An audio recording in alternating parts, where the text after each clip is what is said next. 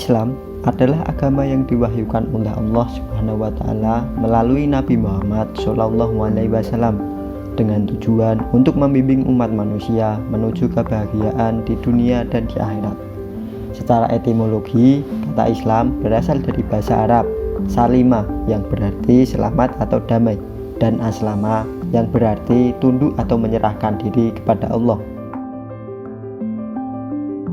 Sementara itu, globalisasi adalah proses penyebaran pengaruh ilmu pengetahuan, budaya, dan interaksi antar masyarakat di seluruh dunia yang mengakibatkan hilangnya batasan geografis dan meningkatkan ketergantungan global. Proses ini dipicu oleh kemajuan teknologi informasi dan transportasi serta kerjasama ekonomi internasional.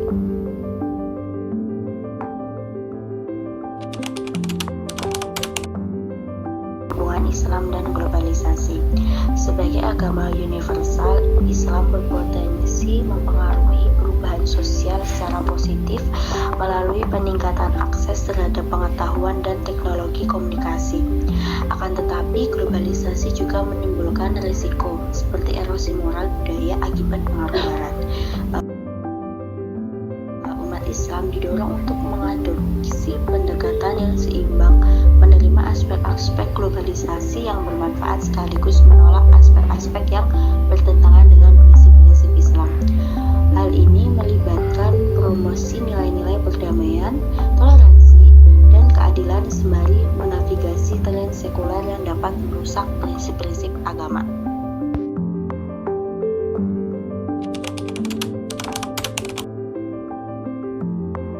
Hubungan Islam dan globalisasi dengan ayat Al-Quran. Yang pertama ada surat Al-Hujurat ayat 13 yang berbunyi, Ya ayyuhan nasu inna khalaqnakum min dzakarin wa untha وجعلناكم شعوبا وقبائل لتعارفوا إن أكرمكم عند الله أتقاكم إن الله عليم خبير. Yang artinya, wahai manusia, sesungguhnya kami telah menciptakan kamu dari seorang laki-laki dan perempuan. Kemudian kami menjadikan kamu berbangsa-bangsa dan bersuku-suku agar kamu saling mengenal. Sesungguhnya yang paling mulia di antara kamu di sisi Allah adalah orang yang paling bertakwa. Sesungguhnya Allah Maha mengetahui lagi Maha teliti. Kemudian ada surah Al-Baqarah ayat 161 yang berbunyi, كفروا وماتوا وهم كفار أولئك عليهم لعنة الله والملائكة والناس أجمعين. Yang artinya, sesungguhnya orang-orang yang kafir dan mati dalam keadaan kafir, maka itu mendapatkan laknat Allah, para malaikat dan manusia seluruhnya. Kemudian ada surah Al-Baqarah ayat 208 yang berbunyi, Ya ayyuhalladzina amanu udkhulu fis-silmi kaffatan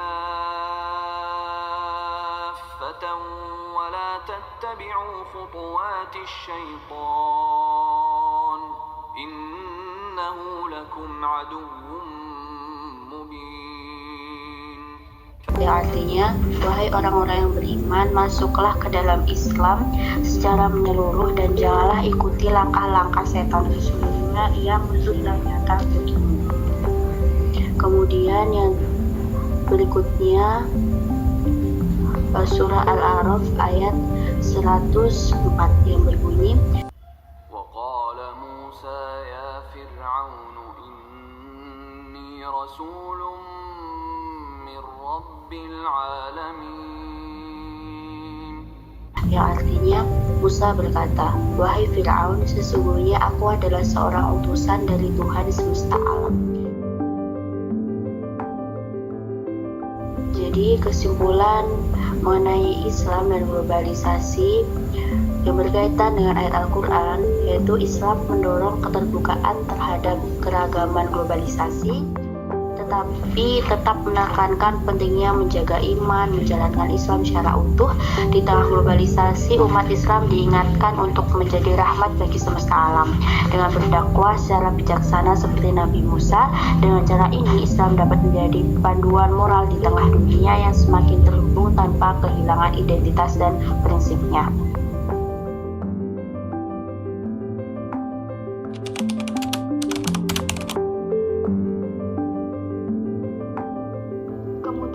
Dampak positif globalisasi terhadap umat Islam. Yang pertama, akses informasi. Internet mempermudah umat Islam dalam menggali ilmu agama dan mendapatkan pemahaman yang lebih baik tentang ajaran Islam. Yang kedua, kemudahan pendidikan. Globalisasi meningkatkan efisiensi dalam tuntutan ilmu dengan transportasi dan teknologi yang lebih baik. Yang ketiga, penyebaran agama. Media sosial dan internet memungkinkan penyebaran ajaran Islam secara luas, menjangkau lebih banyak orang. Yang keempat, interaksi budaya. Globalisasi mendorong pertukaran budaya yang dapat memperkuat toleransi antar agama. Kemudian, dampak negatif globalisasi terhadap umat Islam. Yang pertama, mengikis identitas. Globalisasi sering mengikis identitas Islam dengan nilai-nilai liberal Barat yang mendominasi, menyebabkan pemahaman keagamaan dan moralitas umat Islam menurun. Yang kedua, moral dan akhlak.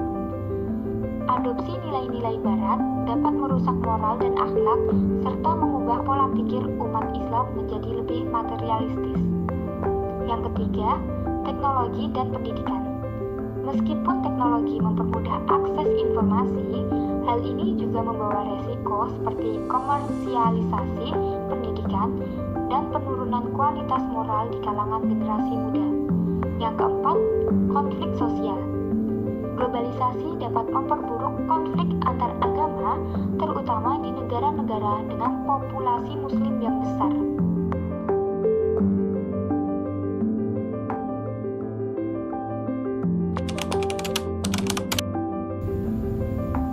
Baik, untuk selanjutnya ada 4 macam Islam dalam menyikapi globalisasi. Yang pertama, pada aspek ekonomi. Islam sebagai suatu ajaran moralitas membagikan batasan-batasan supaya tidak terjalin eksploitasi antara manusia yang satu dengan yang lain. Sikap ekonomi Islam ini bertujuan untuk menyejahterakan seluruh pihak. Dengan prinsip utama ekonomi Islam di masa global, yaitu tauhid, keadilan, dan tanggung jawab. Yang kedua, pada aspek budaya. Islam mempunyai kebudayaan sendiri yang kosmopolit, namun juga mengakui eksistensi budaya lokal. Kosmopolitanisme budaya Islam dibangun oleh budaya lokal, tempat Islam itu tersebar. Contoh fakta konkretnya, kita memahami Islam di daerah Jawa, Madura, Iran, dan sebagainya, yang meskipun secara kultur tidak sama, namun senantiasa dalam kesatuan Islam. Yang ketiga, pada aspek pendidikan. Tawaran yang hendak diinformasikan oleh Islam merupakan pendidikan yang integralistik. Islam tidak menghendaki dualisme pendidikan.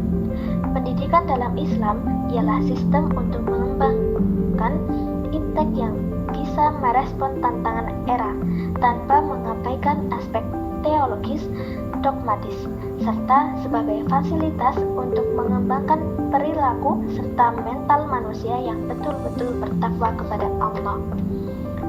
Yang keempat, pada aspek teknologi.